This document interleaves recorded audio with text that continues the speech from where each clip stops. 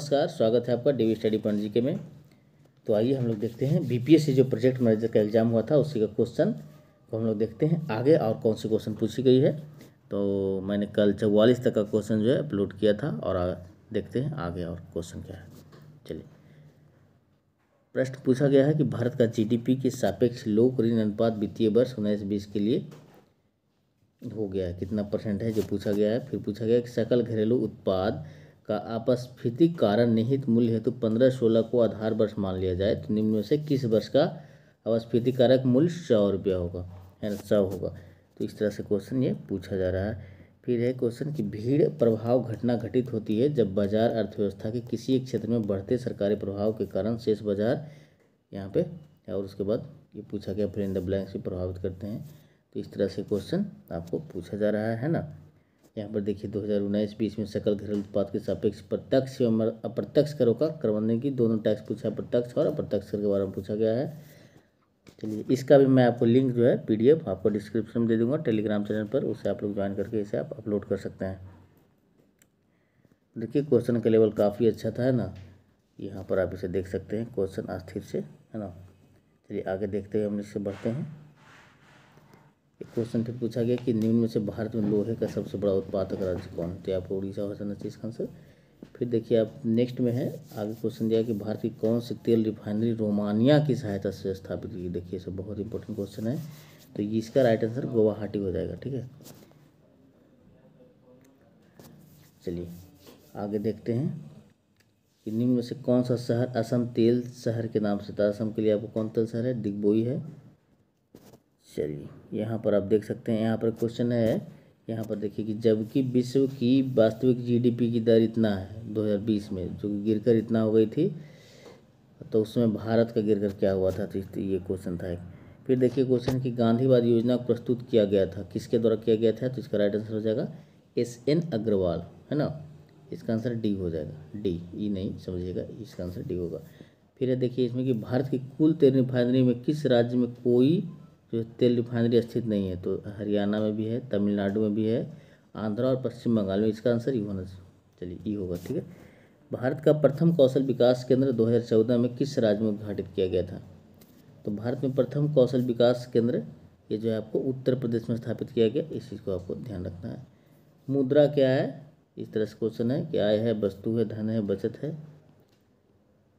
फिर क्वेश्चन था कि बजट 2020-21 में वित्तीय वर्ष 2023 के लिए जीडीपी विकास दर अनुमानित की गई है, कितना की गई है। क्वेश्चन था भारत में राज्य संसाधनों की वृद्धि के लिए विभिन्न प्रकार के पूंजीगत करों को लगाए जाने की संतुष्टि किसने की थी। इस तरह से क्वेश्चन आया था। केंद्रीय बजट में 2020-21 के लिए विनिवेश का कुल लक्ष्य कितना है। फिर आया क्वेश्चन कि मुद्रास्फीति अन्यायपूर्ण है परंतु अपस्फीति अनुचित है, किसका कथन था। तो ये आपको J.M. किन्स का ही कथन था। चलिए ये सब बहुत इंपॉर्टेंट क्वेश्चन है, आप ये सब क्वेश्चन को एक बार ज़रूर देखिए, इसको माइंड में रखिए, क्योंकि इस तरह का क्वेश्चन जो है एग्जाम में, है ना, बीपीएससी इस तरह को एग्जाम में प्रश्न पूछ लेता है। तो इस तरह से आप लोगों को ध्यान में रखना होगा, क्योंकि ये क्वेश्चन बहुत इंपॉर्टेंट है ना। फिर देखिए पूछा गया कि घरेलू उत्पादों पर करों की सर्वप्रथम किस समिति ने मूल्य वर्धित करों के रूप में परिवर्तित करने का सुझाव दिया था। चलिए तो ये मैं इस तरह से पढ़ दे रहा हूँ क्वेश्चन को, इसका PDF मैं आपको लिंक में दे दूंगा टेलीग्राम चैनल पर, उससे आप लोग डाउनलोड कर सकते हैं। फिर एक इनमें से कौन सी शाख नियंत्रण की परिणात्मक विधि नहीं है। चलिए तो ये मैं आपको कुछ क्वेश्चन को ये पढ़ दे रहा हूँ, और आप लोग को पूरे ध्यान से देख लीजिएगा इसे पढ़ के, है ना। मैं इसे आपको टेलीग्राम चैनल पर PDF के रूप में आपको दे दूँगा। चलिए फिर यहाँ पर देखिए कि कुछ करेंट अफेयर से क्वेश्चन है, उसे मैं आपको ये करवा दे रहा हूँ। देखिए किन देशों ने हाल ही में BEC पर हस्ताक्षर किया। तो ये कौन किया था, भारत और अमेरिका ने किया था। ये मदरसा का क्या मतलब होगा। तो धार्मिक पाठ सीखने और अध्ययन करने की जगह होती है। फिर देखिए क्वेश्चन आया था कि कमला हैरिस अब तक जो किन किन से ये आपको पद पर है, ये क्रम में दर्शाना है ना। चलिए ये फिर देखिए क्वेश्चन है कि HDFC बैंक के MD पद से निवृत्त होने के बाद ग्लोबल इन्वेस्टमेंट फर्म कार्लाइल के वरिष्ठ सलाहकार के रूप में कौन शामिल हुए। तो इसका राइट आंसर आदित्य पूरी हो जाएगा। एक समान व्यवस्था का 6 अंकीय पहचान कोड किसने की थी, है ना। तो ये किया था आपको, इसका राइट आंसर हो जाएगा बीमा सीमा शुल्क संगठन।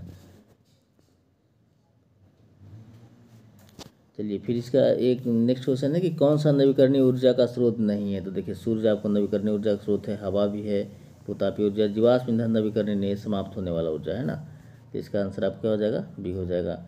जो बाइडेन जो अमेरिका के राष्ट्रपति चुने गए हैं वो जाने जाते हैं कौन से, वो कि ये मतलब परंपरावादी हैं, संरचनावादी है, आधुनिकतावादी हैं, आत्मपूजा के। इसका आंसर आधुनिकतावादी होना चाहिए। चलिए नेक्स्ट है कि ब्लू मून का मतलब क्या है। तो ब्लू मून किसको होता है, एक ही माह में दो चांद जब पूर्णिमा होता है तो उसे ब्लू मून कहा जाता है, सब जानते हैं। तो इसके हिसाब से ये आंसर इसका ई होना चाहिए। चलिए नेक्स्ट क्वेश्चन है आपका कि कोविड से संभावित चिकित्सा के लिए 3M यंग साइंटिस्ट अवार्ड 2020 किसे दिया गया, जो अमेरिका स्थित भारतीय मूल की लड़की हैं। इसका आंसर क्या हो जाएगा, अनिका चेब्रोलू।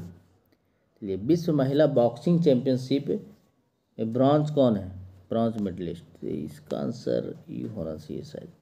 चलिए इसमें शायद मैरी कॉम थे। चलिए नेक्स्ट क्वेश्चन है आपका कि टीवी चैनल में उपयोग किए जाने वाला टीआरपी का पूर्ण रूप क्या होता है। तो ये होता है टेलीविजन रेटिंग पॉइंट, है ना। टीआरपी का फुल फॉर्म क्या होता है, टेलीविजन रेटिंग पॉइंट होता है। चलिए जो बाइडेन 2 बार अमेरिकन राष्ट्रपति के चुनाव में सफल रहे, इस तरह का क्वेश्चन था। चलिए नेक्स्ट है आपको कि लॉकडाउन शब्द को 2020 साल के शब्द के रूप में कौन सी डिक्शनरी ने अंगीभूत किया था। इसका राइट आंसर क्या हो जाएगा, कोलिंस इंग्लिश हो जाएगा। एकदम इंपॉर्टेंट क्वेश्चन है, सब करंट अफेयर क्वेश्चन है। चलिए प्रिपेयरिंग फॉर डेथ गहरे विचार की नवीनतम पुस्तक है, किसकी है, अरुण शौरी की है। चलिए इसका राइट आंसर क्या होगा,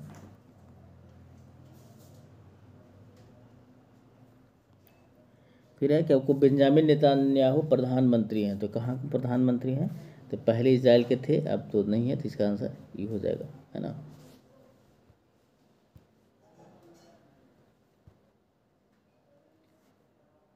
फिर आपको ज्ञानपीठ अवार्ड किस क्षेत्र से संबंधित है, तो ये आपको साहित्य से संबंधित है।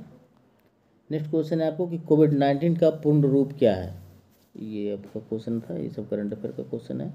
फिर है आपको प्रधानमंत्री मुद्रा योजना किन गतिविधियों के लिए मुद्रा लोन देती है। तो ये गैर कृषि गतिविधियों के लिए देती है आपको, है ना। इस तरह से आपको इसका राइट आंसर हो जाएगा। फिर अर्नब गोस्वामी कौन है, तो अर्नब गोस्वामी एक टीवी पत्रकार है, इसे आप लोग जानते होंगे। हाल ही में इसरो ने अपने पृथ्वी अवलोकन उपग्रह का शुभारंभ किया, जिसका नाम PSLV C49 था। यह किस क्षेत्र के लिए उपयोग था, ये कृषि, वन विज्ञान, सूखा प्रभावित क्षेत्र के लिए उपयोगी है। चलिए फिर आपको है कि आयुष का पूर्ण रूप क्या है। तो आयुष का पूर्ण रूप क्या है, आयुर्वेद, योग, यूनानी सिद्धा और होम्योपैथी है। चलिए फिर देखिए क्वेश्चन था कि निम्न में से कौन सी एक भारत की छोटी कर देने वाली संस्था नहीं है। तो अटल पेंशन ये कर देने वाली संस्था नहीं है। फिर नेक्स्ट क्वेश्चन है कि किस सिद्धांत पर भारत सरकार ने फरवरी 2004 में वंदे मातरम योजना शुरू की, है ना। ये आपको, चलिए ये आपको एक क्वेश्चन आया था। प्रवर्तन निदेशालय निम्न से कौन सा अधिनियम लागू करता है, ये भी क्वेश्चन था। चलिए नेक्स्ट है आपको कि वर्किंग विथ द कॉमरेड्स पुस्तक किसने लिखी है ना। तो इसका राइट आंसर क्या हो जाएगा, अरुंधति राय हो जाएगा।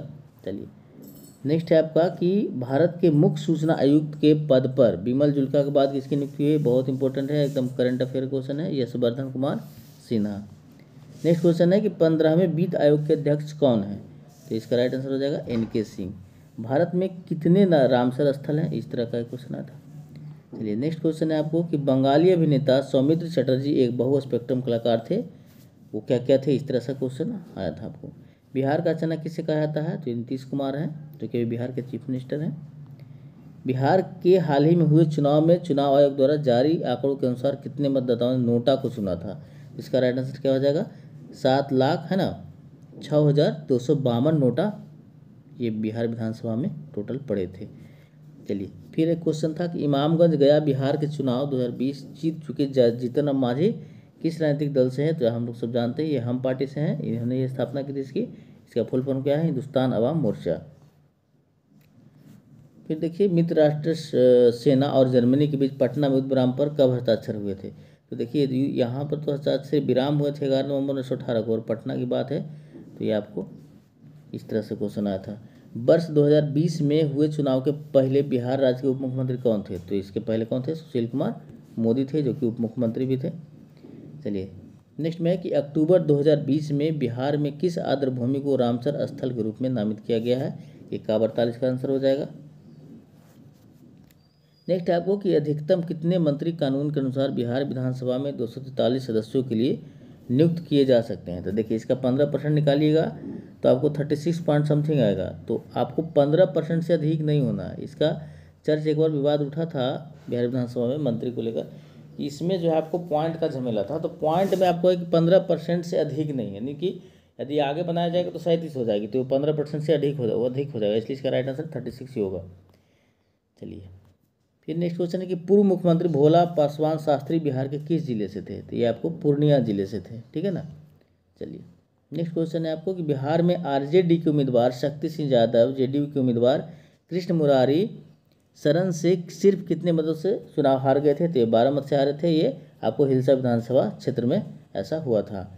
चलिए नेक्स्ट है आपको कि CMI डेटा के अनुसार अक्टूबर 2020 में बिहार में बेरोजगारी दर कितनी है ना। तो ये भी आपको बिहार करंट अफेयर से क्वेश्चन पूछा गया था। चलिए तो ये था। अब आपको टोटल जीके का प्रश्न जितना भी था आपको करंट अफेयर टोटली मैंने आपको क्वेश्चन यहाँ पे आपको मैंने अपलोड कर दिया है। और अब बचा सिर्फ रीजनिंग का प्रश्न, वो भी मैं आपको अवेलेबल करा दूंगा।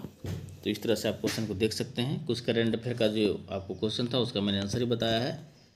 तो और बाकी आप डिटेल में क्वेश्चन देखना चाहते हैं तो आप डिस्क्रिप्शन में दिया हुआ टेलीग्राम लिंक को आप सब्सक्राइब करके उसे PDF डाउनलोड कर सकते हैं। तब तक थैंक यू, जय हिंद।